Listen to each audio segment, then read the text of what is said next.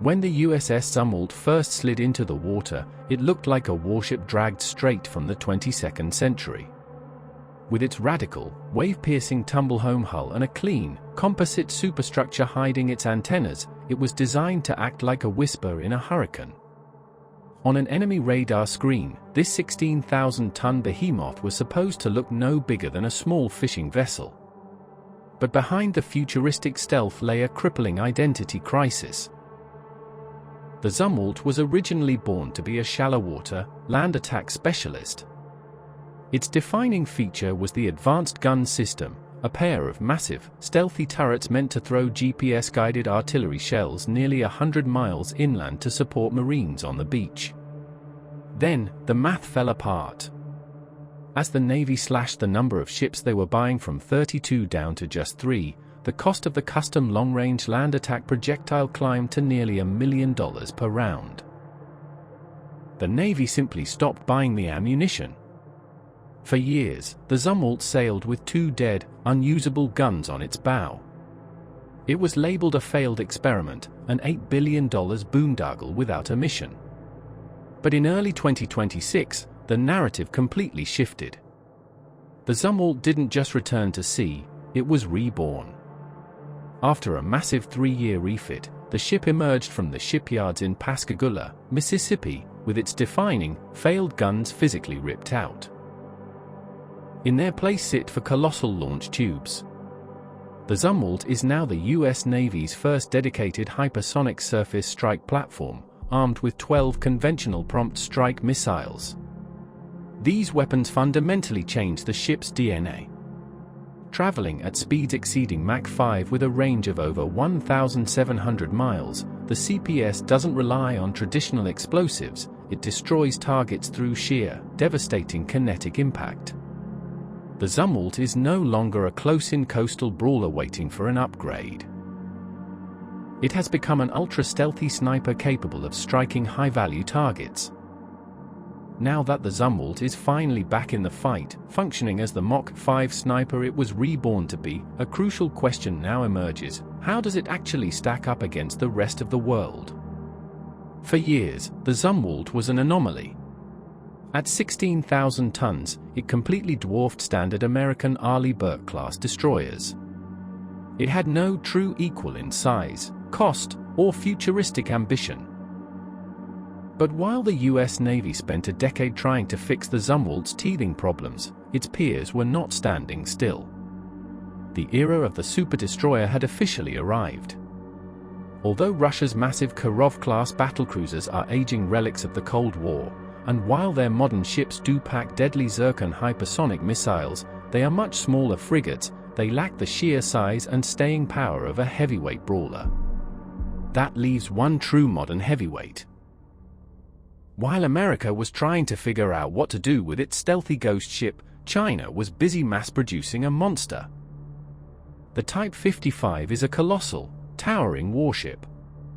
Though China classifies it as a destroyer, its sheer size, weight, and capability have led the United States Department of Defense to treat it as a guided missile cruiser.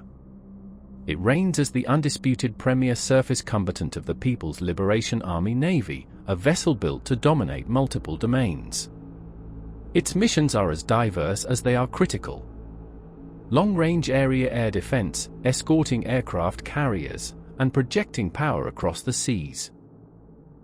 Where the Zumwalt relies on stealth and evasion, the Type 55 relies on an entirely different philosophy. It imposes its will through sheer overwhelming firepower, relentless sensors, and unyielding presence. This is a ship with 112 vertical launch system cells, a staggering magazine depth that can accommodate a mix of weapons. It can hot launch or cold launch supersonic anti-ship, cruise, long-range, and surface-to-air missiles, and potentially even anti-ship ballistic missiles. Every salvo, every volley, is a statement. This ship is prepared for sustained combat, capable of punishing any adversary who dares to challenge it. Its integrated mast rises like a sentinel, bristling with massive, flat-faced Type 346B active electronically scanned array radars. These are paired with an extensive network of hull-mounted and variable depth sonars, designed to hunt submarines lurking in the depths. In modern naval combat, the size of a ship's magazine is king. A vessel can only fight for as long as it carries interceptors to defend itself and missiles to strike back. Commanders must operate on unforgiving ratios. Often, 2 or even 3 defensive missiles must be expended to ensure the destruction of a single incoming threat. With 112 cells, coupled with rapid-fire close-in weapon systems and short-range point defenses, the Type 55 is built to endure punishment. It is designed to detect its enemies, track them relentlessly, and overwhelm them with an unrelenting barrage of firepower while simultaneously swatting away their retaliation. It is a fleet guardian in the true sense, built to sail alongside aircraft carriers and turn the skies and seas around them into a deadly no-go zone. Enter its domain uninvited, and you will find yourself in a storm of missiles, a hail of precision fire, and a combatant that never hesitates, never tires, and never retreats. When two superpowers prepare for the next era of war, their engineers answer the exact same question with radically different blueprints. For the United States Navy, the answer was about absolute invisibility.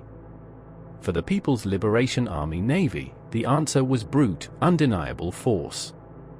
Now, as these floating monoliths could soon patrol the same volatile straits, the world holds its breath, waiting to see which doctrine will survive first contact.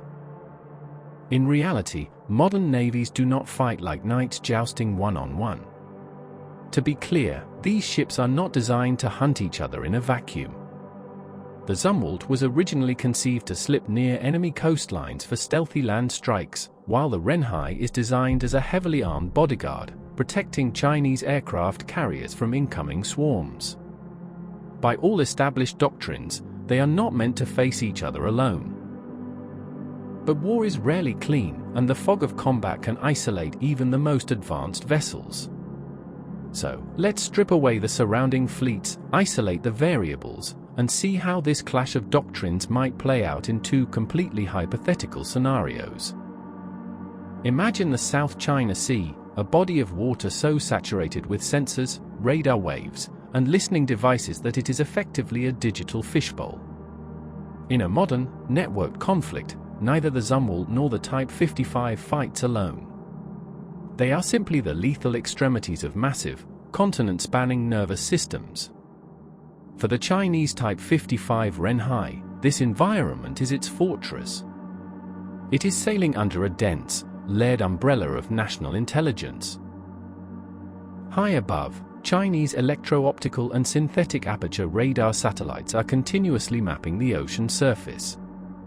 Closer to the deck, land-based over-the-horizon radars bounce signals off the ionosphere, while maritime patrol aircraft and swarms of drones cast a massive sensor net across the theater. The Renhai acts as the central command node, drinking in all this data, its massive Type 346B active electronically scanned array radars sweeping the sky, ready to guide not just its own 112 cells of weapons, but land-based DF-26 carrier-killer ballistic missiles toward any American intrusion. But the Zumwalt is built to exploit the very concept of this network. Sailing hundreds of miles away, on the outer edge of the contested zone, the Zumwalt is operating in strict, emission control. Its Spy-3 radars are completely powered down. Its radios are silent. With its wave-piercing tumble-home hull slicing through the swells and its composite superstructure absorbing stray radar waves, it is a 16,000-ton ghost drifting in digital static. The Zumwalt does not need to see the Renhai with its own eyes, it only needs its network to see to. Deep underwater, a U.S. Navy Virginia-class submarine, or high above, a stealthy RQ-180 drone spots the massive Chinese cruiser and securely passes the exact firing coordinates to the Zumwalt via a burst data transmission. Without ever turning on a single emitting sensor, the Zumwalt opens its massive forward launch tubes. In a blinding flash of rocket exhaust, it ripple fires its conventional prompt strike hypersonic missiles. The weapons punch through the atmosphere, detach their glide bodies, and begin an erratic, unpredictable descent at over a mile per second. By the time the Renhai's sensors detect the incoming Mach 5 threat, it is too late. The Zumwalt has already closed its tubes and slipped back into the fog of the Pacific, acting as the ultimate, untraceable assassin. In this scenario, the hull of the ship barely matters, the victor is the side with the unjammable network. Scenario 2, an open ocean duel, the sniper versus the brawler. Now, strip away the satellites. Blind the drones. Ground the patrol planes and silence the submarines. Place the USS Zumwalt and the Type 55 Renhai in the vast, empty, unforgiving expanse of the deep Pacific, where the only eyes and ears they have are their own. This is a pure, terrifying one-on-one duel, governed by the brutal physics of the horizon. Because the Earth curves, their radars cannot see each other's hulls if they are more than 30 miles apart. The battle is a deadly game of blindman's buff, stretched across hundreds of miles of open water. The Zumwalt's only path to survival is a flawless ambush. To utilize its 1,700-mile hypersonic reach, it must find the Renhai first. It launches its organic MH-60R helicopter, sending it dangerously far over the horizon to act as a forward scout. The Zumwalt creeps forward, relying entirely on its extreme stealth and passive electronic support measures to sniff out the massive radar emissions of the Chinese cruiser. If the Zumwalt's helicopter can establish a firm track without being shot down, the American destroyer can unleash a devastating hypersonic first strike from the dark. But the Zumwalt carries a fatal flaw, a lack of depth. It only has 12 hypersonic rounds. If the Renhai's rapid-fire close-in weapon systems and interceptors somehow manage to swat the incoming Mach 5 gliders out of the sky, or if the Zumwalt misses, the American ship is suddenly a sniper out of ammunition, holding only an 80-cell defensive magazine. The Renhai, conversely, craves a brawl. It is a towering, heavily armored broadsword. It knows that an American ship is in the sector, and it uses its sheer magazine depth to dictate the pace of the fight. The Chinese commander begins launching probing salvos of YJ-18 supersonic anti-ship cruise missiles into the suspected American sector. They are not trying to score a direct hit on the first try, they are trying to startle the ghost. The moment those Chinese missiles get dangerously close, the Zumwalt is forced into a lethal paradox. To survive the incoming volley, it must turn on its powerful Spy-3 radar to guide its own defensive interceptors. But the second the Zumwalt radiates that massive pulse of electromagnetic energy, its stealth is instantly shattered. It lights up on the Renhai's electronic warfare scopes like a magnesium flare in a pitch-black room. Once the Renhai has a solid bearing on that radar emission, the mathematical brutality of the Type 55 takes over. It opens its 112 VLS cells and unleashes a hellish, overwhelming saturation attack of long-range cruise missiles and YJ-21 hypersonic anti-ship ballistic missiles. It is designed to track the Zumwalt, drown it in offensive fire, and simply exhaust the American ship's ability to defend itself. In a raw, isolated slugfest, the Renhai's armor and bottomless arsenal give it the terrifying advantage. The USS Zumwalt has returned from the brink of irrelevance. It is a ceramic knife, incredibly hard to spot, utterly lethal if it gets the drop on you in the dark, and now armed with a present-day hypersonic terror that gives it a reach unlike anything else in the fleet. The Renhai is a broadsword and an iron shield, heavily armed, built to take a punch, and designed to throw massive, overwhelming salvos across the sea. Ultimately, ships do not win wars just by looking impressive or overcoming their own teething problems. In the brutal, mathematical ocean battle that matters, the winner is the side that keeps seeing through the static, keeps communicating through the jamming, and keeps putting accurate weapons on target faster than the enemy can adapt. They win by staying afloat and staying alive just long enough to fire again. From the gun decks to the bridge, every story we tell honors those who served. If this tale made you feel the salt and steel of history, give it a like, And if you're not yet part of our channel's convoy, subscribe and join the ranks. More powerful stories await.